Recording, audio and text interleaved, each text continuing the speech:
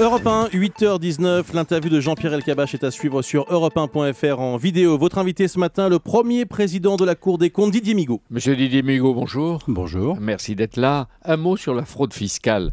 Elle atteindrait entre 60 et 80 milliards. Ça donne le vertige. Est-ce que vous ne trouvez pas que ces chiffres sont excessifs et inacceptables aujourd'hui ? Je ne suis pas en mesure de les commenter puisque la Cour n'a pas fait un travail sur l'ensemble de la fraude.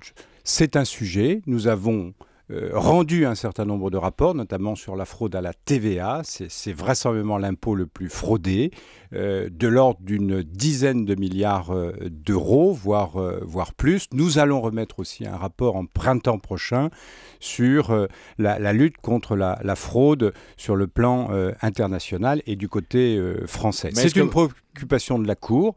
C'est vrai qu'il y a des impôts qui sont aujourd'hui fraudés, donc il faut se donner les moyens de lutter contre la fraude. Il faut réduire... Il y a l'évasion. Oui. Il y a l'application d'un certain nombre de dérogations fiscales dont on abuse en France. Il y a beaucoup de niches fiscales, comme vous le savez, la Cour les dénonce. Il y a aussi un aspect fraude. Et bien évidemment, il faut se donner les moyens, je dirais, d'estimer cette fraude et puis de lutter contre la fraude. Il faut réduire l'évasion et la fraude fiscale. Et vous dites que la Cour s'en préoccupe et qu'elle va publier dans les mois qui viennent, un rapport qui nous dira le montant et en même temps peut-être des pistes pour lutter. Un aspect de la lutte contre la fraude, et puis nous développerons bien évidemment les autres aspects pour informer et faire un certain nombre de recommandations. Axel de Tarlé disait tout à l'heure que c'est un problème français, mais parce qu'elle est multinationale, c'est aussi un problème européen. C'est un problème européen, international. La fraude à la TVA, c'est vraiment un problème européen et nous l'avons analysé. La Cour des comptes adresse à l'État, aux régions, aux syndicats et au patronat, M. Didier Migaud, une alerte. Les indemnisations chômage ont un coût élevé pour des résultats médiocres. Est-ce que ça veut dire que tel qu'il est, le système ne peut plus durer ? Ce que nous disons, c'est qu'il y a un déficit qui s'aggrave. Alors, qu'il y ait une augmentation du déficit alors même que la situation de l'emploi est dégradée peut se comprendre. Ce qui n'est pas soutenable, c'est bien évidemment un déficit dans la durée. Le déficit de l'UNEDIC l'année dernière était de l'ordre de 2 milliards 700 millions. Il sera de 5 milliards en 2013 et nous allons arriver à un endettement supérieur à 18 milliards à la fin de l'année 2013. Vous dites justement, pour l'assurance chômage, l'endettement a doublé en 3 ans. En 2010, c'était les 9 milliards. Et aujourd'hui, 2013, 18 milliards 5. Oui, c'est énorme. Confirme ces chiffres. Le régime d'indemnisation du chômage appliqué depuis 2009 protège plus que dans d'autres pays, la Cour le dit. Mais il est plus accessible, il est plus élevé, il dure plus longtemps. Si ça continue, c'est l'asphyxie et la faillite. Nous faisons des constats et nous invitons les partenaires sociaux et l'État, à partir de ces constats, à prendre un certain nombre de dispositions. Ce que nous constatons... Dès cette année, qu'ils prennent des dispositions parce qu'il y a une convention qui va être négociée à l'automne et vous dites, lisez bien le rapport de la Cour des comptes. Nous formulons un certain nombre de constats, mais aussi de recommandations.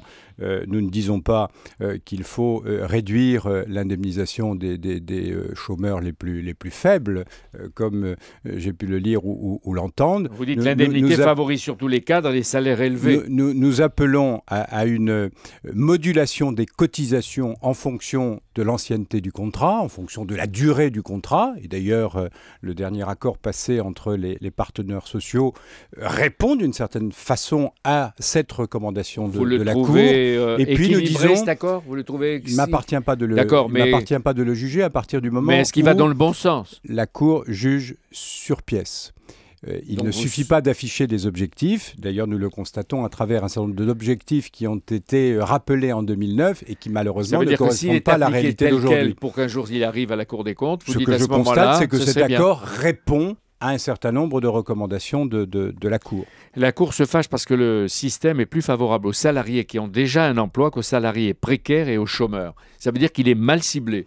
Alors ça, c'est un problème que l'on retrouve dans beaucoup de politiques publiques, mais particulièrement sur le marché de l'emploi et du travail. le ciblage est totalement insuffisant. C'est-à-dire que les personnes qui doivent être les plus concernées par les dispositifs mis en place, en fait, en sont les plus éloignées. Pourquoi d'ailleurs nous avons eu envie de travailler sur ces sujets? C'est à partir d'un constat qui, je crois, est grave pour notre pays. C'est que il y a eu la crise. Il y a eu donc un recul de l'activité économique. Nous avons un recul de l'activité économique plutôt moins important que chez beaucoup de pays voisins. Même l'Allemagne. En revanche, le chômage a beaucoup plus explosé dans notre pays. Pourquoi? Parce que la réponse au niveau de beaucoup d'entreprises, ça a été la destruction d'emplois, la suppression d'emplois. Donc il y a le chômage partiel. Alors que dans beaucoup d'autres pays, il y a eu appel à ce que l'on appelle la flexibilité interne, c'est-à-dire trouver des solutions à l'intérieur de l'entreprise. Ça, ce serait bon, la flexibilité en interne. Le chômage partiel est un outil insuffisamment utilisé dans notre pays. Un chiffre seulement, en 2009, 275 000 personnes ont été concernées par ces dispositifs, 1 500 000 en Allemagne. Didier Migaud, la formation professionnelle, c'est 31 milliards par an. Là encore, ce sont les salariés les plus formés, dit la Cour, qui en bénéficient. C'est encore un paradoxe. La Cour recommande, comme Jacques Attali d'ailleurs, la formation professionnelle des chômeurs, ceux qui ont envie de trouver du travail. Formation professionnelle des chômeurs. Et puis vous dénoncez un manque de coordination entre l'État, les régions, les partenaires sociaux et Pôle emploi. Il faut mieux articuler le régime de l'assurance chômage avec le régime de solidarité mis en place. Donc là, nous formulons aussi un certain nombre de recommandations. Il y a une complexité beaucoup trop importante. Vous avez encore trop de personnes. Vous avez beaucoup de chômeurs, beaucoup de demandeurs d'emploi qui ne sont pas indemnisés par le régime d'assurance chômage. Vous avez également 600 000 demandeurs d'emploi qui ne sont concernés ni par le régime d'assurance chômage, ni par le régime de solidarité mis en place par l'État. Il faut renvoyer à la lecture du rapport de la Cour des comptes. Il est passionnant, un petit peu compliqué. Merci pour mais en même temps, l'information il y a que à la vous fois faites. les 26 recommandations, il y a l'introduction, il y a des résumés.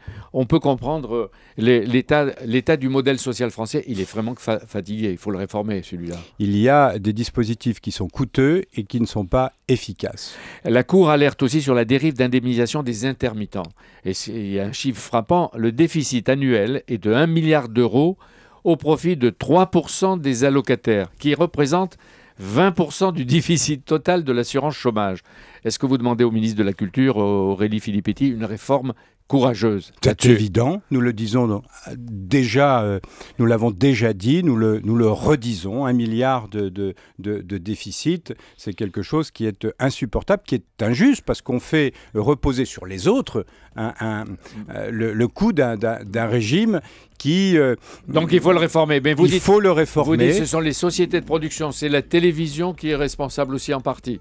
En partie, bien évidemment, parce qu'il y a des emplois permanents qui sont dissimulés et un certain nombre de sociétés de production font rémunérer des emplois quasi-permanents par ce régime, et c'est insupportable pour ce régime. Le système de protection sociale qui est si apprécié en France, si on lit bien, il est à bout de souffle.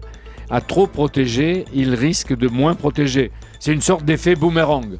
Oh, là, c'est une interprétation de nos travaux. Ce que nous disons, c'est qu'à partir du moment où l'argent public se fait rare, il faut des dispositifs efficaces. Il faut un bon rapport coût-efficacité. Et malheureusement, il y a des marges de progression. C'est-à-dire que et la Cour les constate. France, et c'est ma dernière question, Didier Migaud, toutes les corporations s'installent dans le confort des habitudes. On a envie de dire comment les sortir de cela. Comment il faudra bientôt les réveiller? On ne peut pas continuer comme ça. Beaucoup de rigidité, beaucoup de pesanteur. On le voit à travers les réactions des chauffeurs de taxi, des buralistes. Mais je pourrais citer beaucoup d'autres exemples. Oui, vous devriez continuer.